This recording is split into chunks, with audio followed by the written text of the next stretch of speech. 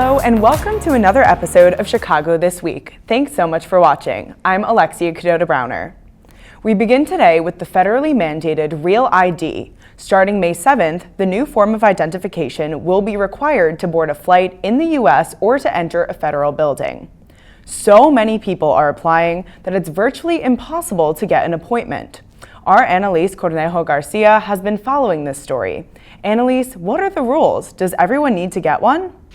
Alexia, no, not everyone needs one. But officials tell me they're taking in upwards of 2,500 Real ID applications a day.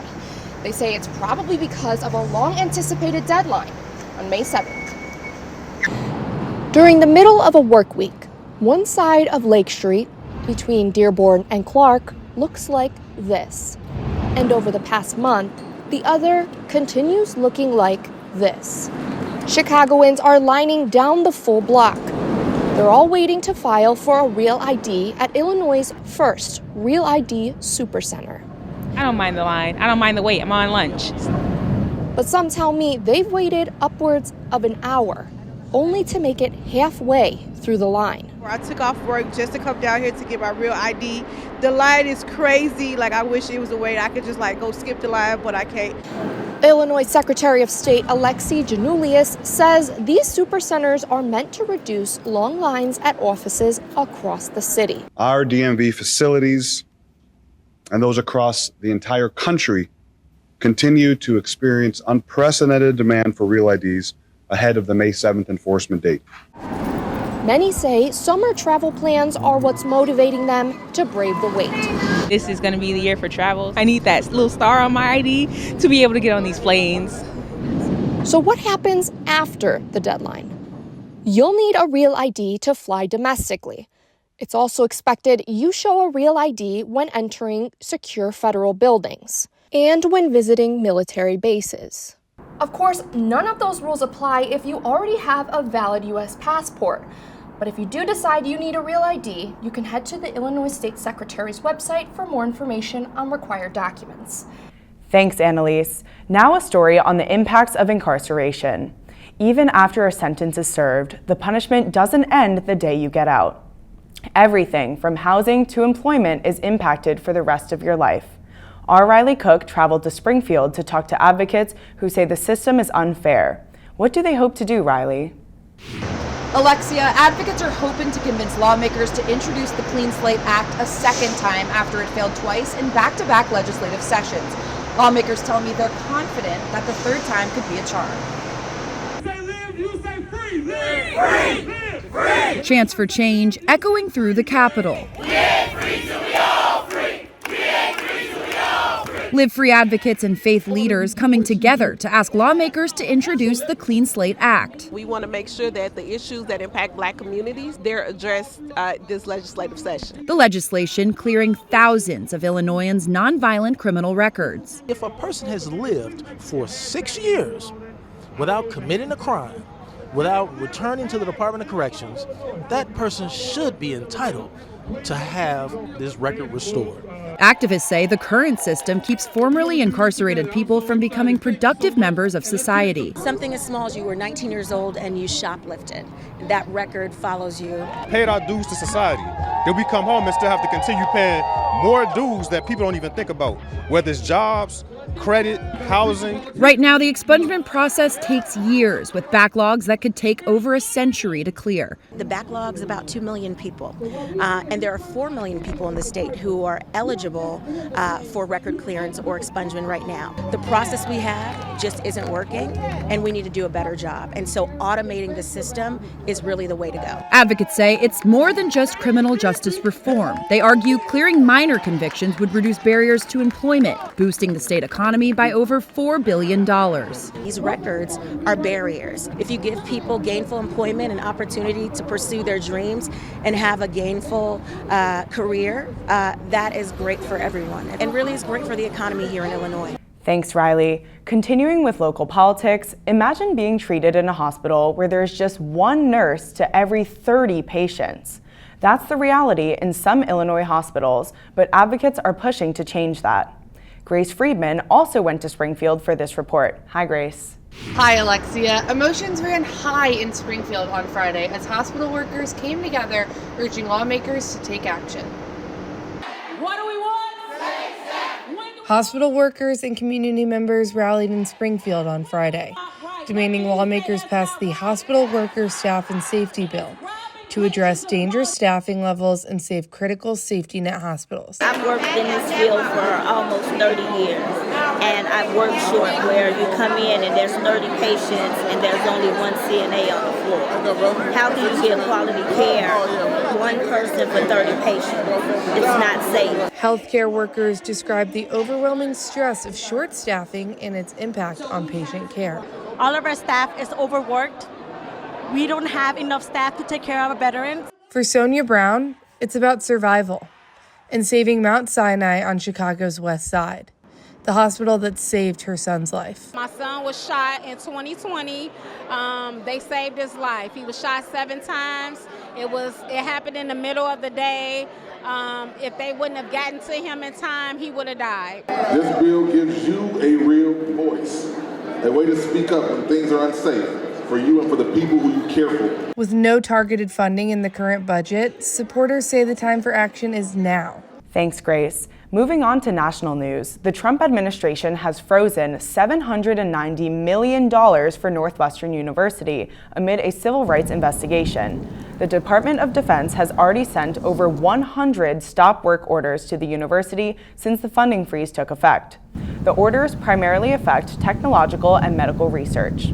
The government is expected to produce a list of demands for Northwestern to restore its funding. For reaction from medical researchers, our Peggy Hellman brings us this report. More than 100 research projects at Northwestern University received stop orders from the Department of Defense this week, according to an email from University President Michael Schill. The stop orders come as the Trump administration freezes $790 million in funding for Northwestern University. Researchers at Northwestern Medicine say the stop order and federal funding freeze are catastrophic.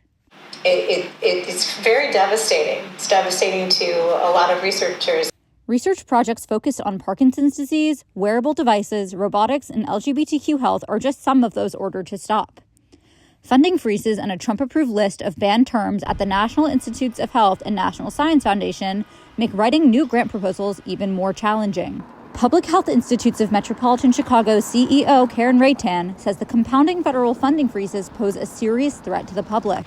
Then people will die and get sick, and there will be a lot of consequences that will cost more in terms of both money and lives in that. There is no nonprofit or city or state government or philanthropic organization that can make up for the loss of billions of dollars in federal money for public health.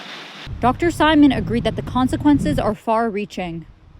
When you undermine research and public health, you ultimately chip away at the potential to promote human health in the United States of America. Thanks, Peggy. April is Earth Month, an annual global event to reduce waste and support sustainability.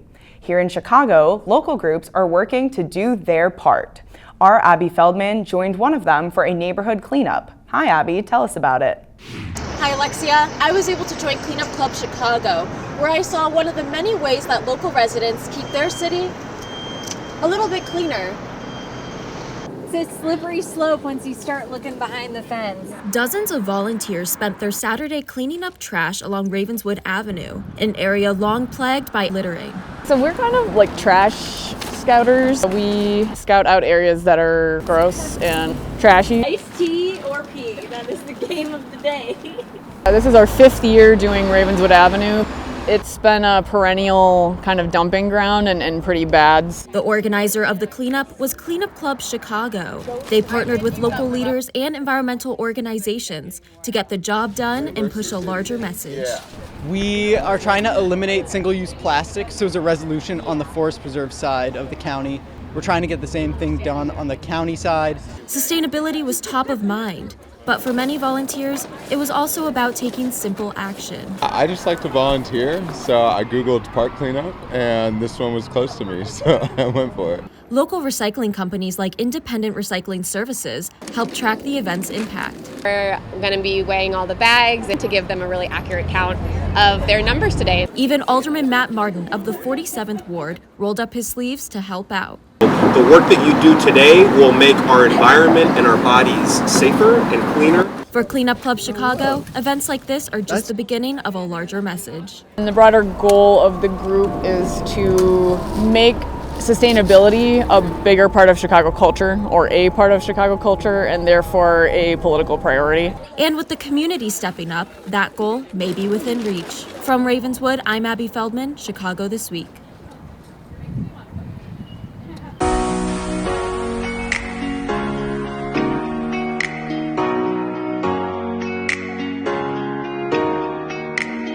It's time for entertainment news. I'm Amanda Perkowski. The magic has arrived in Chicago. The Harry Potter shop is now open on Michigan Avenue. I was at the grand opening and you would not believe the lines. Fans waited hours for the doors to open. The shop sells everything from robes, wands, and jewelry to mugs, butterbeer, and popcorn. Take a look. Chicago now has its own Harry Potter shop. At the grand opening, a line of fans circled the building, ready to immerse themselves in the world of wizardry. This opens up an amazing opportunity for everyone who doesn't get the chance to go to Orlando to kind of experience the Harry Potter world. The store is themed after the fourth book in the series, with a goblet of fire as the centerpiece.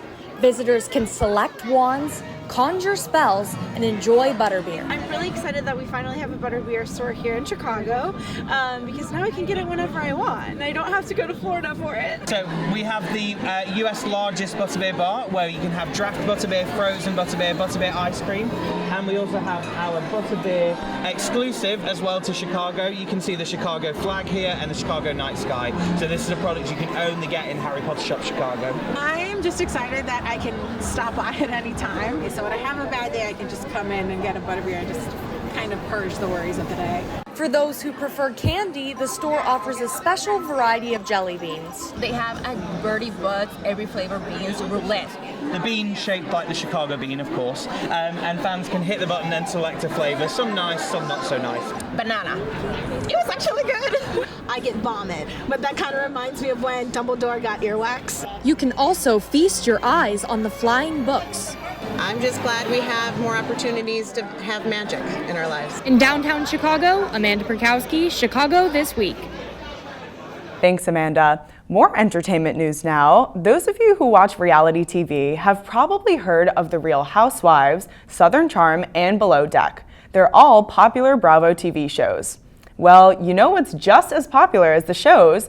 A podcast that recaps all the highlights. Katie Lacavara got to talk to the hosts and meet their fans here in Chicago. Tell us about it, Katie. Thanks, Alexia. Last November, NBC Universal cut ties with almost all of its cable networks, except Bravo. With its diverse and passionate fan base, Bravo is one of its most important assets. This weekend, when the popular Bravo podcast Watch What Crappens came to town, fans showed just how passionate they are. Last weekend, the popular Bravo recap podcast, Watch What Crappens, stopped in Chicago. And fans were ecstatic for the opportunity to see their favorite podcasters live. I love Ben and Ronnie. I listen to their podcast all the time. I listen to their podcast every day, even for shows that I don't watch. The boys are absolutely amazing. Ben and Ronnie started their podcast over 10 years ago. Now they're selling out venues across the country, like Park West in Chicago. Chicago always turns out to be one of our biggest crowds, always a really wild audience and really nice. You know, everybody's always really kind to us. It's just a great town to play. While some might look down at Bravo, Ben, Ronnie, and their fans know what makes it special. What is special about being a fan is that we all get it. We all get what makes these shows so funny and so entertaining. And there's a lot of snobbery in pop culture surrounding these shows. Like, ugh, just women arguing. Whoever wants to see that? The fact that you can create storytelling over 14 episodes of people just going to lunch and gathering to have drinks or go to a party, and yet there's like a storyline that propels us forward, that gets us all involved. That's actually not easy to do. It's actually very hard to do that.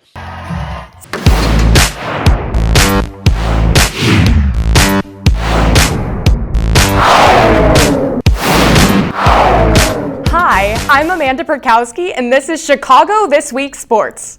In today's show, we've got Blackhawks and baseball, the Masters and Messi. That's right, one of the world's most famous soccer players was here in Chicago, and we had a team of reporters on the story. Let's begin with Anthony Lowe. Anthony, the game seemed like more of a festival than a sporting event, right? Thanks, Amanda. You're right. Soldier Field went all out for Lionel Messi's debut match in Chicago with a record-breaking crowd in attendance. Check it out. Messi! The anticipation had been building for weeks. This past weekend, Lionel Messi, the global soccer icon, made his highly anticipated debut against the Chicago Fire at Soldier Field. But the game was just the peak of the event. Chicago went all out for Messi's debut, hosting a fan fest before the game, with live music, food, fan activities, and much more. Soldier Field transformed into a vibrant celebration. But for many, it was about one thing, witnessing Messi. I'm super excited, man. I've been playing soccer ever since I was 4 years old. I grew up watching him on Argentina and Barcelona, and super excited for him to be here today in Chicago. For the Chicago Fire, Lionel Messi's presence added an extra layer of intensity to their pregame preparations. The prospect of facing a global icon was a talking point even before the first whistle. You know, building up to the game, the week, it feels different, and so everyone is a little bit maybe more, tense and a little bit more on the edge, on the toes. And you see that there are a lot of people with, Messi jerseys, and expectedly, right? I mean, he's the best player in the world. For us, it's how do we help change the momentum of the fans, and how do we get them fully supporting us and on board? Because, everyone likes to see the home team win. The excitement was real. The moment arrived. Lionel Messi's Chicago debut, a weekend soccer fans won't soon forget. Thanks, Anthony. For more on the game itself, let's go to Avery Feldman. Avery, who won? Thanks, Amanda. There was no winner, but the game was more interesting than the 0-0 score suggests. Let's take a look at the game recap. All theatrics were brought out for the Chicago Fire game over the weekend for over 62,000 fans. This game is highly anticipated with Lionel Messi on the Inter Miami team. Chicago Fire has the upper hand in the meeting against Inter Miami with a record of 4-3-1. But Chicago lost the last two matchups in 2024. The last time Chicago won against Inter Miami was in 2023 in front of a sold-out crowd here at Soldier Field. Midfielder Maren Haile Selassie said Coach Greg Berhalter encouraged confidence in the players throughout practice in preparation for the game. Coach Berhalter told me before the game, there's really moments of brilliance that we see amongst the group that we want to highlight and see more often. The game was physical with 8 yellow cards. Messi took 2 free kicks with Fire goalie Chris Brady making diving saves. Brady earned his first clean sheet of the season. I think it's a good confidence boost for us. Obviously, I think we deserve and have a few clean sheets already. One clean sheet breeds more, so hopefully that continues. Captain Jack Elliott came back from injury, and DJ Davila made his MLS and Fire debut, subbing in the 80th minute. The game ended at a 0-0 tie. The Chicago Fire now has a record of 3-2-3 and are ranked 8th in the Eastern Conference. Thanks, Avery. Now it's time for golf in the Masters. Blake McQuarrie attended a special viewing party. Where was it, Blake? Amanda, I watched the game in Wrigleyville. The golf match played on a huge movie theater screen, and there were events for fans of all ages. Take a look.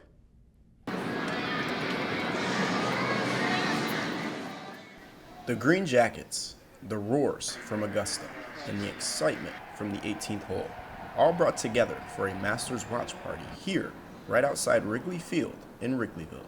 Yeah, it was definitely a good vibe there. They have a bunch of seats. I could definitely see the vision, huge TV on the side of a building.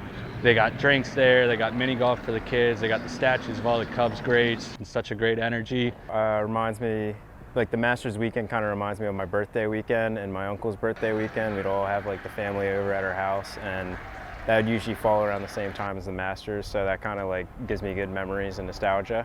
At Gallagher Way, golf lovers aren't just watching the Masters. They're also rooting for the names they wish to see stand victorious. Bryson choked. really sad. Unfortunately, Bryson didn't win.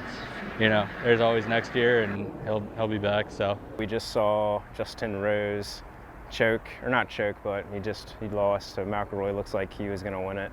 And on top of all of that, Masters Sunday vibes and spring weather, bringing the best out of its viewers.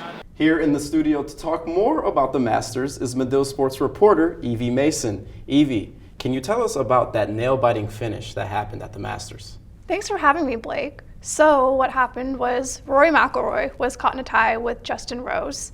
So that meant that they had to replay the last hole, essentially, in a sudden death round.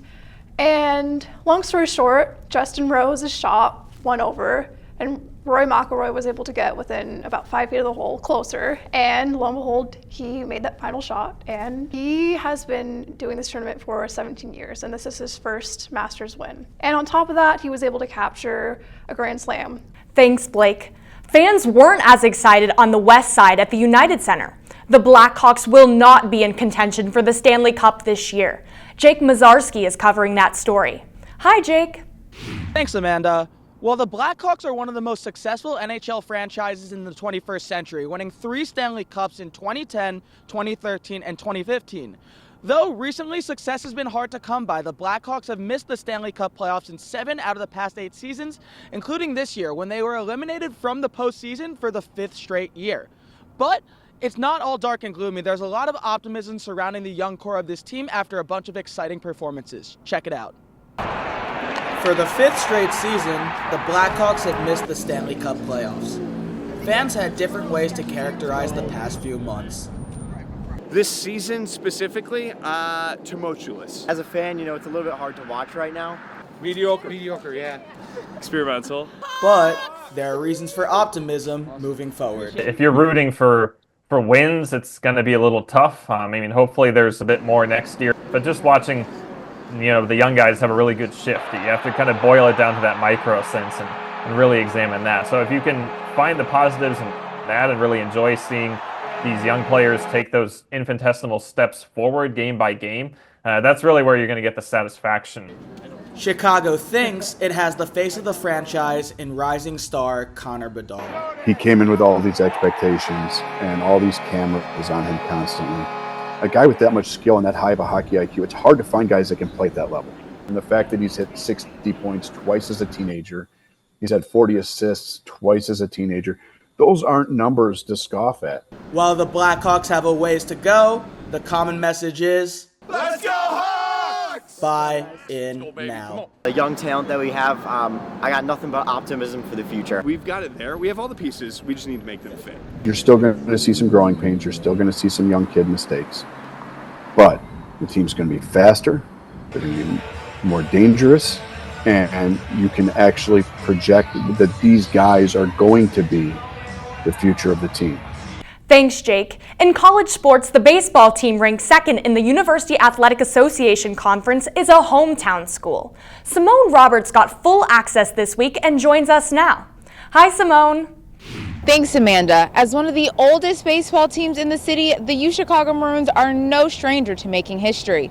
For the first time, the team comes in top 25. I talked to the head coach who says it was a long time coming. The University of Chicago Maroons played Case Western in the program's first top 25 matchup in school history, a milestone the team grew into over the years. It's just nice for our guys to finally see some reward for the hard work that they've put in. They've been sacrificing for 4 years now. It feels like this is a product of the last 3-4 years. Everyone getting better year over year, and it's kind of culminated in this year's success. The team split their doubleheader with the Spartans on Saturday before falling in a tough match on Sunday, but they aren't letting that shake them. A lot of culture shift since my freshman year, and we've done a really good job of just holding each other accountable and working hard every single day. Created in 1896, baseball is one of the oldest teams at U Chicago, so making history is not new to them. Accountability, determination, and a little bit of motivation has pushed the team to new heights with their support systems right behind them. Chicago, and to excel in baseball as well is a very proud moment for all the parents. With a conference record of 16-8, this is only the beginning. Took long enough to get here, but we knew we were going to get here. My only regret is that it didn't happen sooner. Sitting second in the UAA conference, the Maroons are looking to continue making history with their first postseason run. They head to Georgia to play Emory in another UAA showdown. At J. Kyle Anderson Field, Simone Roberts, Chicago This Week. Thanks, Amanda, and thanks, Simone, for that report. Religious holidays are being celebrated around the globe this season, Easter and Passover. I stopped by in Evanston Deli to learn what this time of year means for business. Growing up Jewish, there wasn't a lot of things available to me back home. We didn't have a lot of Jewish delis, we didn't have a lot of places to congregate, so when I see things like this, it just takes me back to the concept again of unity, connectedness. That connectedness, a key aspect of celebrating Passover in the Jewish religion. It's a time when we can all get together and amidst all the chaos going on, be a family and talk things out and connect. Originally from LA, Blumenfeld is visiting Mensch's Deli in Evanston for the first time. As a non-local, this was delicious. I would come back immediately. Since its opening last July, Mensch's has been a staple deli for North Shore Jewish communities. Evanston hasn't had a deli in a long time, and people felt that. They wanted it. The quality of the food is so consistent, so I think they're doing a great job. Food was great, service was good. Even when I'm having kind of a bad day, coming to Mensch's cheers me up. Classic Jewish deli items, from meats to matzah, are serving customers during Passover. Leading up to Passover, we had a lot of people coming in preparing for Passover for their dinners. We had a lot of people buying matzo ball soup.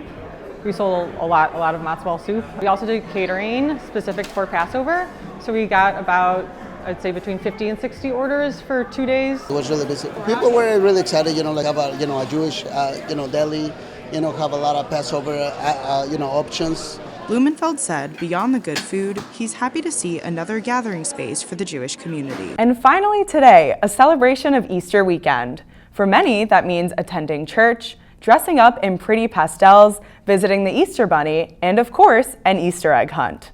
Guess what? In Izzy Begley's story, those hunting for eggs aren't children. Isn't that right, Izzy?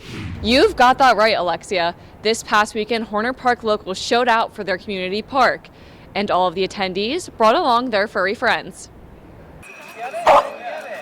It was a tail-wagging good time at Horner Park this weekend, where dozens of dogs and their humans turned out for an Easter egg hunt, all to support a beloved community space.